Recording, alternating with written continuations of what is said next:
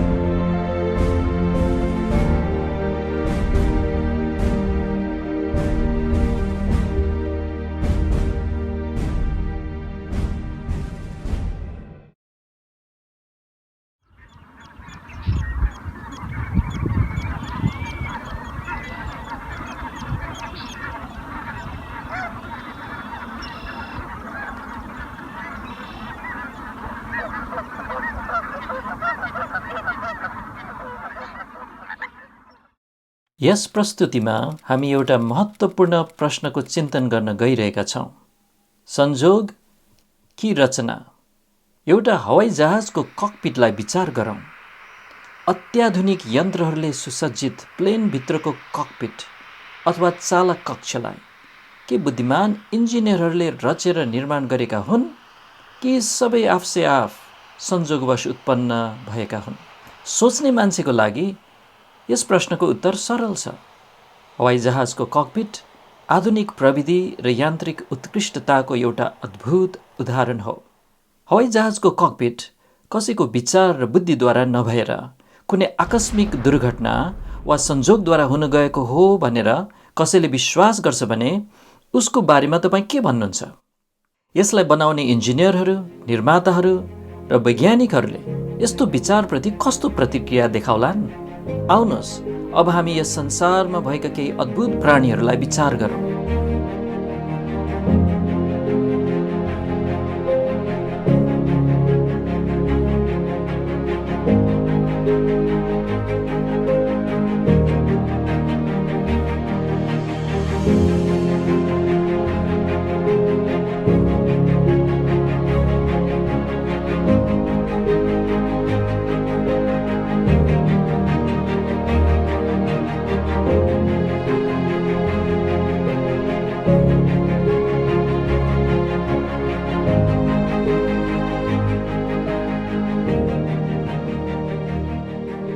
के यी उज्याला रङका पछाडि कसैको विचार बुद्धि थियो? कि यी आफसे आफ हुन आए? कुनै तस्बिरका रङहरूलाई हेर्दा हामीले सामान्यतया यो मानिलिने गर्छौँ कि ती कुनै चित्रकारका काम हुन्। बायाँपट्टिका फुलहरूको चित्रकला कुनै निपुण चित्रकारको कृति हुनुपर्छ भनेर जो कोहीले मान्नेछ। दायाँपट्टिका वास्तविक फुलहरू नि के तिनलाई कसैले बनाएनन्? यो रोबोट अकस्मात आफसे आफ हुन आएको हो कि कसैले रचना गरेर आएको हो? एउटा मानिस चाहिँ समझहीन संजोगद्वारा हुन आएको हो कि बुद्धि लगाई रचना गरिएर आएको हो? के यो रचना गरिएको कुरा हो कि यो चाहिँ समझहीन संजोग र अनिर्देशित प्राकृतिक तवरले विकास भएर आएको हो? यो कम्प्युटर बोर्डलाई अवश्य नै बुद्धिमान मानिसहरूले बनाएको हुनुपर्छ। के यो चाहिँ संजोगले विकास भएर आएको कुरा हो? के यो सुनियोजित कुरा हो? के यो चाहिँ संजोगवश हुन आयो?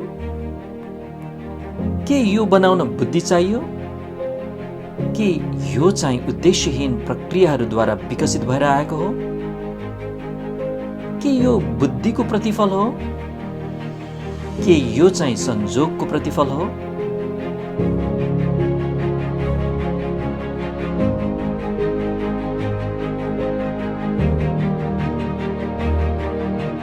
रेडार, यसमा अत्याधुनिक प्रविधि समावेश छ। चमेरोको रेडार, यो चाहिँ के बुद्धिहीन संजोगले विकसित भयो त? पटकालाई मानिसले बनाउँछ। उत्तरी रोशनी अर्थात् नोर्दर्न लाइट्स चाहिँ कसैले बनाएको होइन? के यो रचना गरिएको हो? के यिनलाई चाहिँ कसैले बनाएको होइन? यो योजना, रचना र निर्माणको प्रतिफल हो। यो चाहिँ कसैको योजना, रचना र निर्माण बिनाको प्रतिफल हो त? कपासको यो सरल गुडियालाई कसैले बनायो भन्ने कुरा सबैले छर्लङ्ग देख्न सक्छ। यो वास्तविक पशु नि, जसको बनोट गुडियाको भन्दा लाखौं गुणा जटिल छ।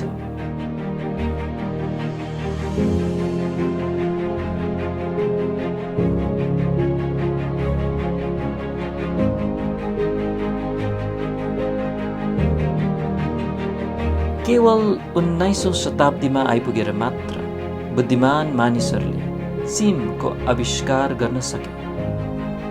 हाम्रो पृथ्वीलाई उज्यालो दिने चिमको बारेमा के भन्नु? के यो चाहिँ अन्धा संजोगद्वारा आयो? सूर्य हाम्रो पृथ्वीबाट उचित दूरीमा छ, जसको फलस्वरूप हामी न त डढेर मर्छौं न त कठ्याङ्ग्रिएर। के यो संजोग हो? रचना? यो चाहिँ बिना रचना? मानिसको डिजाइनले बनेको, यो चाहिँ कसैले डिजाइन नगरेको?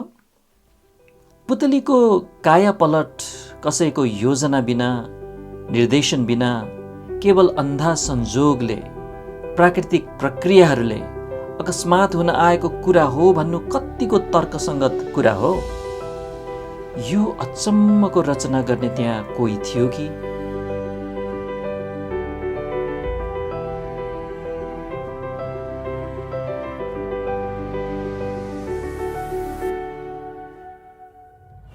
काठ फोडुवा चराले आफ्नो टाउकोले खुबै जोडसाथ रुखमा धेरै धेरै पटक ठोक्छ, तर उसको गिरीलाई एउटा अचम्मको रचनाले सुरक्षा दिएको हुन्छ। दिमागी इन्जिनियरहरूले मान्छेले लाउने हेलमेटलाई अझ उत्तम बनाउन यो अचम्मको चरालाई अध्ययन गर्दैछन्। सन् 1948मा बाहिर हिँडुल गरी आएका स्विस इन्जिनियर जर्ज डे मेस्ट्रालले आफ्नो लुगा र आफ्नो कुकुरको रौँमा टाँसिएको कुरोलाई निहालेर हेरे।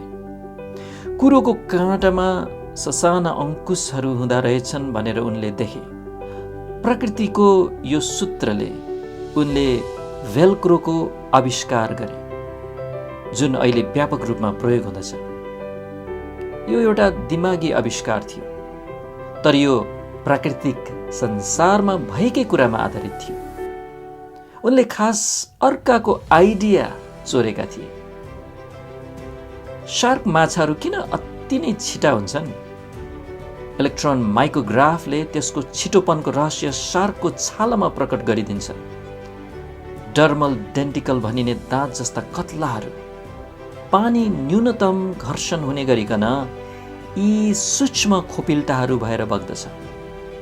शार्कको छालाको अचम्मको रचनाको नक्कल गर्दै सैनिक जहाजका तल्लोपट्टि कृत्रिम लेप लगाइन्छ।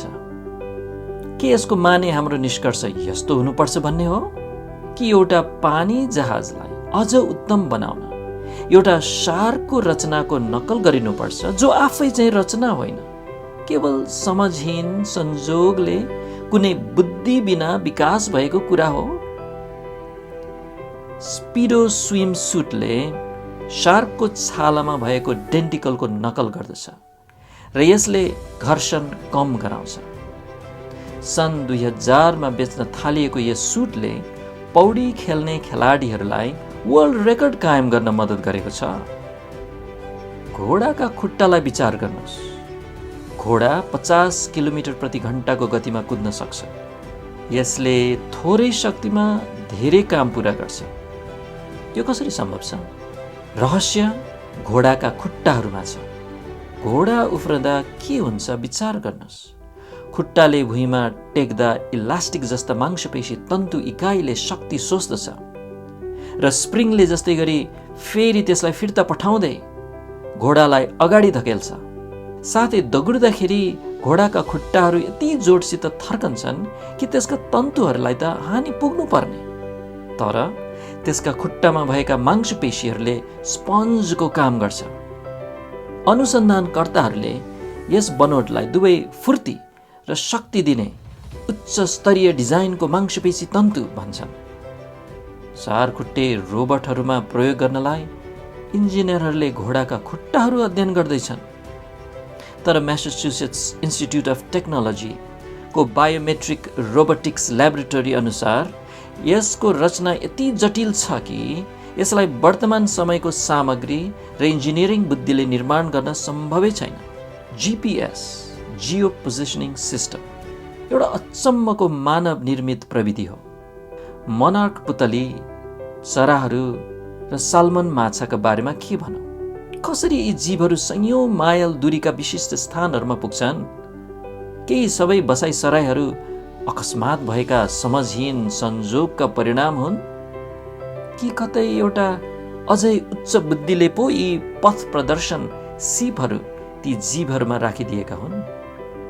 यी दुई परिदृश्यमा वास्तविकतासित मेल खाने कुन चाहिँ हो? पहिलो परिदृश्य, सुरुमा परमेश्वरले सृष्टि गर्नुभयो, उत्पत्ति 1:1। दोस्रो परिदृश्य, सुरुमा जे भयो त्यत्तिकै भयो, बिना बुद्धि, बिना रचना, बिना योजना, बिना उद्देश्य र बिना परमेश्वर।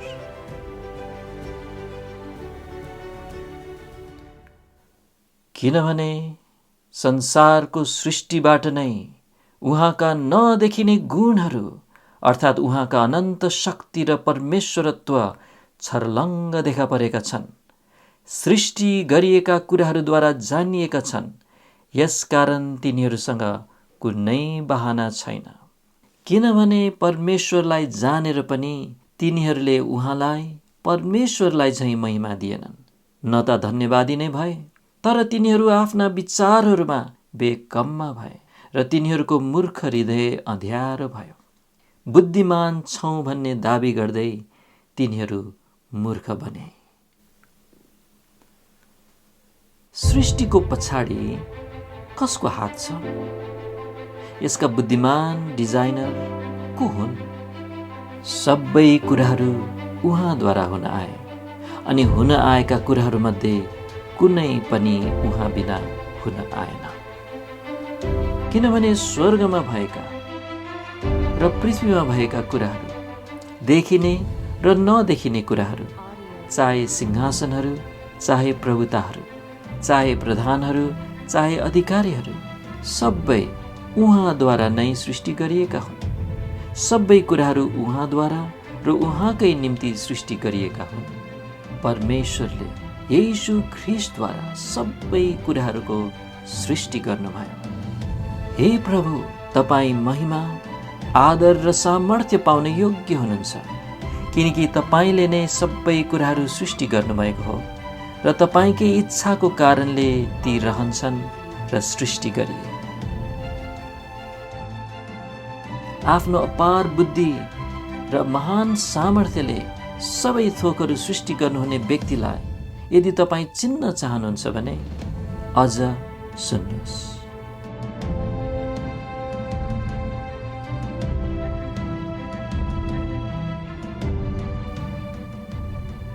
प्यारो मित्र, तपाईको लागि मसित केही असल खबर छ। यो ज्यादै असल खबर हो। शताब्दीौंदेखि यसले लाखौं पुरुष, स्त्री र केटाकेटीहरूको प्राणलाई आशिषित तुल्याएको छ। यो बडो आनन्दको सुसमाचार हो। तपाईको निम्ति यो नाप्नै नसकिने आशिष बन्न सक्छ। यस असल खबरको बारेमा सुन्न म तपाईलाई निमन्त्रणा गर्दछु। तर प्रभुको विश्वासयोग्य दासको रूपमा मैले तपाईलाई केही नराम्रो खबर भनिहाल्नुपर्छ। यो साह्रै नराम्रो खबर छ। तर यो नराम्रो खबर नबुझेसम्म हामी त्यो असल खबरलाई गुण मान्न सक्दैनौँ। सर्वशक्तिमान परमेश्वर धर्मी हुनुहुन्छ। उहाँ पवित्र हुनुहुन्छ। मानिसहरूलाई उहाँले आफ्नो धर्ममय र पवित्र नियम प्रकट गर्नुभएको छ। नराम्रो खबर के हो भने हामी सबैले नै परमेश्वरका नियम तोडेका छौँ र त्यसअनुसार हिँड्न विफल भएका छौँ। बोली, विचार र काममा हामीले उहाँका नियमलाई भङ्ग गरेका छौँ। हामीले परमेश्वरको विरोधमा पाप गरेका छौँ, तर परमेश्वरले पापलाई सहनुहुन्न। पापको ज्याला मृत्यु हो। सदा सर्वदाको लागि परमेश्वरबाट अलग हुनु हो। र हामी आफैले आफैलाई यस भयङ्कर परिस्थितिबाट उद्धार गर्न सक्षम छैन। हाम्रो चरित्रले हामीलाई बचाउन सक्दैन, हाम्रो आचरणले हामीलाई बचाउन सक्दैन, हाम्रो इच्छा शक्तिले हामीलाई बचाउन सक्दैन, हाम्रो धर्मले हामीलाई बचाउन सक्दैन, हाम्रो चर्च सदस्यताले हामीलाई बचाउन सक्दैन, हाम्रो गुरुले हामीलाई बचाउन सक्दैन। एकजना मुक्तिदाताको ठुलो खाँचो परेको छ हामीलाई। अब यसपछि असल खबर हो, परमेश्वर धर्मी र पवित्र हुनुहुन्छ, यो सत्य हो। तर उहाँ प्रेमिलो, दयालु, कृपालु र टिठ्याउने पनि हुनुहुन्छ। उहाँले हामीलाई अपार र कोमल प्रेमले प्रेम गर्नुहुन्छ। उहाँले हामीलाई यति प्रेम गर्नुभयो कि मानव इतिहासमा हस्तक्षेप गरिकन उहाँले हामीलाई खाँचो परेको त्यो मुक्तिदाता पठाउनु भयो। यी मुक्तिदाता को हुनुहुन्छ? परमेश्वरबाटको यो प्रेमको उपहार को हुनुहुन्छ? उहाँ येशू ख्रीष्ट हुनुहुन्छ, जिउँदो परमेश्वरका धन्यका पुत्र। ओहो, सर्वशक्तिमानलाई हामी कति धन्यवाद र प्रशंसा दिन्छौँ कि उहाँले हाम्रो खाँचोहरूप्रति झुक्नुभयो र हामीलाई हाम्रो निराशाजनक अवस्थाबाट उद्धार गर्नुभयो। कति उद्वेगको असल खबर हो यो। र हाम्रो पापको समस्या र त्यसको परिणामस्वरूप आइपर्ने मृत्युलाई ईश्वरीय रीतिले ठिक कसरी समाधान गरियो त? बाइबल बिल्कुल स्पष्ट छ। आउनुहोस् हामी यसको सन्देशलाई नम्र र धन्यवादी हृदय लिएर सुनौँ। यसको गम्भीर चेतावनीहरू र अनुग्रही निमन्त्रणाहरूलाई ध्यान दियौँ। आनन्द साथ यसको सरल सम्मोहक आह्वानहरूलाई पालन गरौँ। धन्यको प्रभु येशूले पापीहरूको निम्ति गरिदिनु भएको कुरा यो हो। यो अवश्य नै असल खबर हो।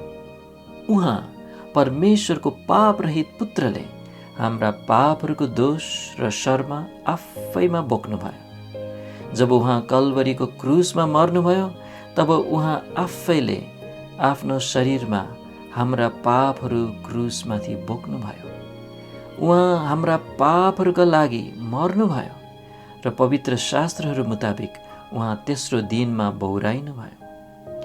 भविष्यवक्ता यशायाले येशू ख्रीष्ट जन्मिनुभन्दा 700 वर्ष अगाडि गहकिला शब्दमा लेखेका थिए, उता हाम्रै अपराधहरूका निम्ति घायल भएको थियो, उसलाई हाम्रै अधर्महरूका निम्ति चोटै चोट परेको थियो, हाम्रै शान्तिका निम्ति ताडना उसमाथि पर्यो र उसका कोर्राका चोटहरूद्वारा हामी निको भयौँ। परमेश्वरको न्याय मृत्यु दण्डको फैसलामा प्रकाशित भयो। परमेश्वरको प्रेम त्यस मृत्युमा यसरी प्रकट भयो कि उक्त मृत्यु दण्ड सो पाउन लायकका पापीहरू माथि होइन, तर उहाँको आफ्नो प्रिय पुत्रमाथि पर्यो। त्यसो हो भने मेरो सौभाग्य र जिम्मेवारी के हो? मैले आफ्नो मुक्तिदाताको खाँचो बुझ्नुपर्छ। मैले महसुस गर्नुपर्छ कि म स्वभावले हराएको पापी हुँ र मैले आफ्नो हृदयलाई प्रेमको भक्ति र साँचो विश्वास साथ प्रभु येशू मेरो प्राणको प्रेमकर्ताको सामु पश्चातापी भइकन झुकाउनु पर्छ। मेरो सम्पूर्ण मन, तन, भावना र इच्छाले मैले उहाँलाई आफ्नो व्यक्तिगत मुक्तिदाता भनेर भरोसा गर्नुपर्छ। किनभने मलाई धुन, क्षमा गर्न र परमेश्वरको सामु धर्मी र ग्रहण योग्य बनाउनलाई उहाँले त्यो क्रुसमा आफ्नो बहुमूल्य रगत बहाउनुभयो। प्रभु येशू ख्रीष्टमाथि विश्वास गर्नुहोस् र तपाईँले मुक्ति पाउनुहुनेछ। दोष र पापको दण्डबाट बचाइएको, परमेश्वरको परिवारमा नयाँ गरी जन्मिएको र परमेश्वरको थुमाको रगतले मुक्ति गरिएको व्यक्ति तपाईँ बन्नुहुनेछ। यो परमेश्वरको मुक्तिको योजना हो। जसले आनन्द सहित यस योजना अँगाल्छन् र ख्रीष्टलाई आफ्नो मुक्तिदाताको रूपमा स्वीकार गर्छन्, उनीहरूले अनन्त जीवन पाउँछन्। किनभने परमेश्वरले संसारलाई यस्तो प्रेम गर्नुभयो कि उहाँले आफ्नो एकमात्र जन्माइएको पुत्रलाई दिनुभयो। उहाँमाथि विश्वास गर्ने कोही पनि नष्ट नहोस्, तर उसले अनन्त जीवन पाओस्। उनीहरूका पाउ बलियो गरी त्यस आशिषको राजमार्गमा बसालिएका छन्, त्यस बाटोमा जुन बाटोले उनीहरूलाई स्वर्गमा पुर्याउनेछ र उनीहरूको अनन्त घरमा पुर्याउनेछ। जसले मुक्तिदातालाई इन्कार गर्छन्, र म आशा गर्छु कि तपाईँ यस वर्गमा पर्नुहुन्न, उनीहरूलाई परमेश्वरको क्रोधले प्रहार गर्नेछ। कसले भन्यो यो? प्रिय प्रेरित यूहन्नाले। उनले गम्भीर चेतावनी दिए, जसले पुत्रमाथि विश्वास गर्दछ उसँग अनन्त जीवन हुन्छ। के यो उद्वेगको होइन र? येशू ख्रीष्टलाई आफ्नो प्रिय मुक्तिदाता भनी आफ्नो सम्पूर्ण हृदयले भरोसा गर्नुहोस् र तपाईँ तुरुन्तै अनन्त जीवनमा प्रवेश गर्नुहुनेछ। तपाईँले प्रेम गर्नुहुने प्रभुबाट कहिले नछुट्ने गरिकन। तर यूहन्ना 3:36 बाँकी भागलाई ध्यान दिनुहोस्। अनि जसले पुत्रलाई विश्वास गर्दैन त्यसले जीवन देख्ने छैन, तर परमेश्वरको क्रोध त्यसमाथि रहन्छ। परमेश्वरको क्रोध कस्तो डरलाग्दो कुरा! न्यायको कस्तो पोखाइ, कस्तो अपरिहार्य नोक्सान! हामी परमेश्वरलाई विश्वास गरौँ, उहाँको वचन विश्वास गरौँ, हाम्रो प्राणको अनन्त गन्तव्यलाई हाम्रो खातिर ख्रीष्टले सिद्ध्याइसक्नु भएको कामको भरमा छोडौँ।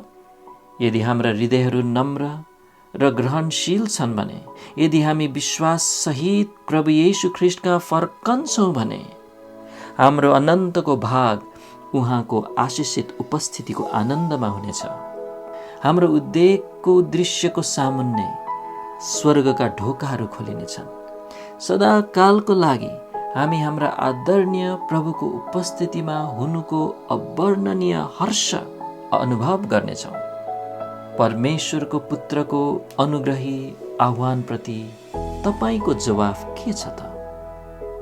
म भरोसा गर्छु कि तपाईँको जवाफ एउटा खुसी, सकारात्मक र विश्वासको पक्का समर्थन हुनेछ।